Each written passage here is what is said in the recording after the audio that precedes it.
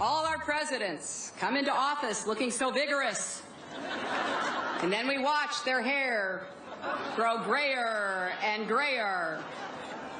Well, I may not be the youngest candidate in this race, but I will be the youngest woman president in the history of the United States. And one additional advantage, you won't see my hair turn white in the White House. I've been coloring it for years. All right, someone who might tend to dare to, disagree about the first youngest woman president of the United States. Joining us now, Republican presidential candidate, former CEO of Hewlett-Packard, Carly Fiorina, joining us on set to take questions this morning. How are you? I'm well. How are you doing? Good to have you on board. I think you two need to talk. No, I'm fine. I've been positive. I've been positive after you did your fight with her. And I've been positive saying how Carly was fine. Carly's back. Et cetera. Unlike a lot of candidates that I've met, they don't come back or they don't even face questions. Carly can take it and dish it out. How are you? I'm great. How did Hillary do yesterday? Well, if you're a liberal Democrat, she did fine. Obviously, this is a speech, a long litany of left-wing causes. I found it a deeply contradictory speech in a lot of ways. I mean, she says she wants to campaign for all Americans and then throws every Republican out there under the bus. She talked about being a champion for the middle class and then proceeds to talk about a set of energy policies that will raise energy bills for the middle class. She talked about money in politics. She's going to raise more of that money than anyone else. So, as usual, a deeply contradictory. But hey, it was a good launch. It was a great rally. She had a good rally in Iowa, I guess. She actually took an interview from the Des Moines Register, so we should not underestimate her. So Jeb's going to announce today, obviously considered the front runner by many, even though he's not the front runner in many polls. He's going to have a lot of money, going to have a lot of institutional types behind him. Is Jeb conservative enough to be president of the United States? Well, I think that's for voters to decide, obviously. I disagree with him on a number of issues. I think Common Core, however it started, has turned into a giant bureaucratic program emanating from the Department of Education. I disagree with him on immigration, as do many others in the party. But the voters are going to have to decide. What's your view on immigration?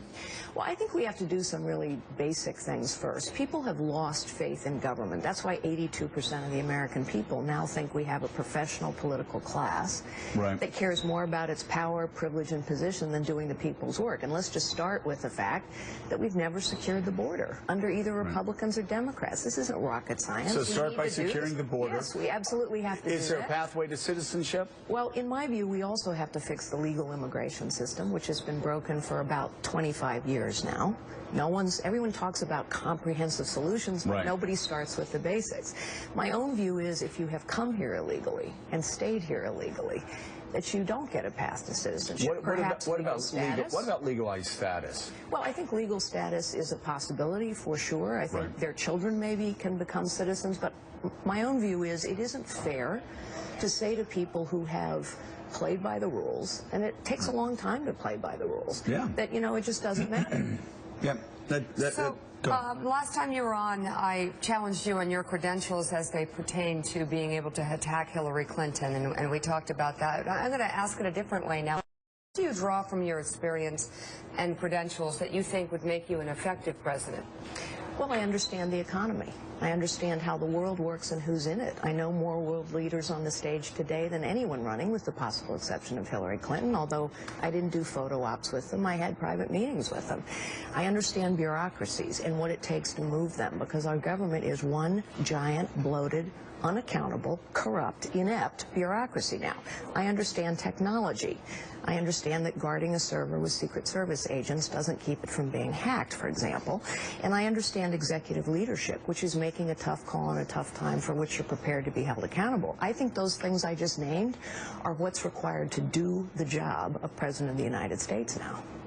Really? Carly, as someone who's run a major American corporation, has spent a lot of time in the private sector and knows how efficient that can be, what is it about this job of president that appeals to you, given what you've just described, this big bloated bureaucracy that you'd have to oversee? Why would you want that job? Well, you know, I do think that we are crushing the potential of this nation now.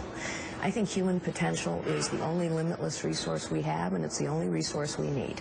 And when I say crushing potential, we have tangled people's lives up in webs of dependence that have gone on for decades in this government. This bureaucracy is inept. I mean, think about it. How long has the Veterans Administration not been serving our veterans? How long has the IRS been unaccountable? This latest hack from the Chinese, we should be able to deal with that. When I chaired the advisory board at the CIA, we knew 10 years ago that the Chinese had a major strategy to hack into federal government databases.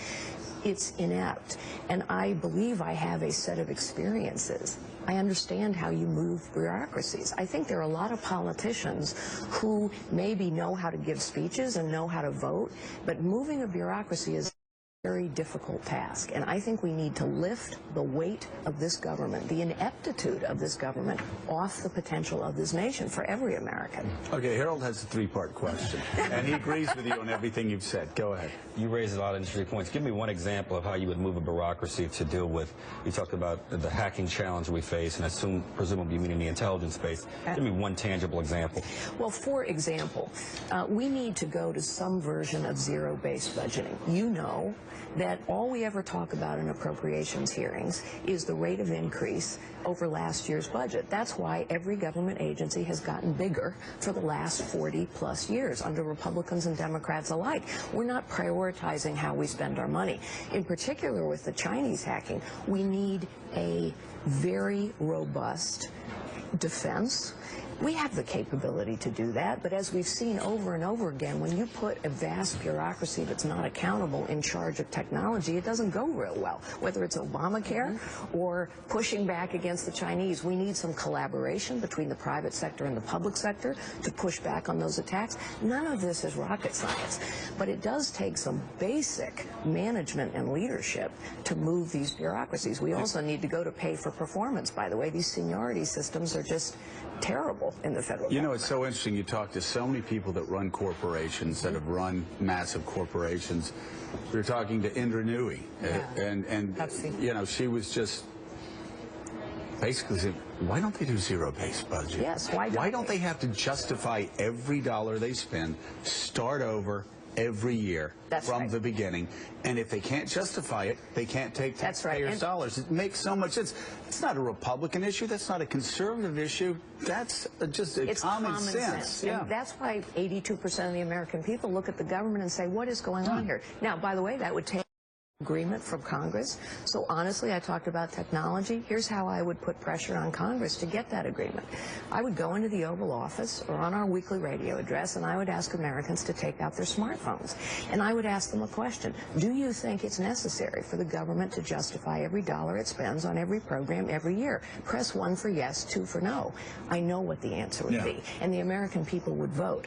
But that would put pressure on the political system, Democrats and Republicans alike, to respond to the American people. They know it's common sense. Al Hunt has a question from Washington. Al? Yeah, Mr. Arena, would you lessen regulation of Wall Street and big banks? Well, I think the regulation that we have of Wall Street has been wholly ineffective. So just remember that Fannie Mae and Freddie Mac were the cause behind the financial crisis. They haven't been reformed at all. Remember that we had 24 or 25 federal government agencies supposedly minding the store during the crisis. None of those have been reformed. And remember as well that the consequence of Dodd-Frank is 10 banks too big to fail have become 5 even bigger banks too big to fail, and meanwhile hundreds, if not thousands, of community banks have gone out of business. That's a big problem, because community banks are where small and new and family-owned businesses get their loans. Those loans are drying up, which is why we are now, one of the reasons now, we are destroying more businesses than we are creating for the first time in U.S. history.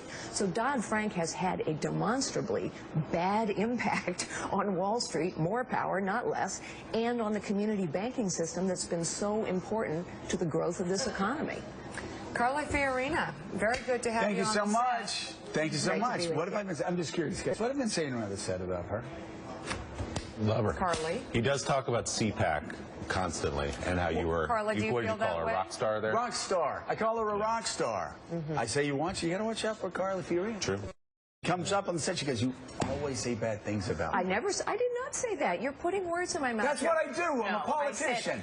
In my life, and I was shocked. No, I started Joe, crying. what I said What'd you say? was you discount me and you underestimate I me. do not That's what I discount. said. That's what she said. I watched. Do I It discount her? happened. Do I discount her? I think she made a point. I think that she perhaps needs to make sure she's not discounted, and she went right at you and said so. So there you go, and I don't think you will now. I don't discount you. Carly, thank you for coming on.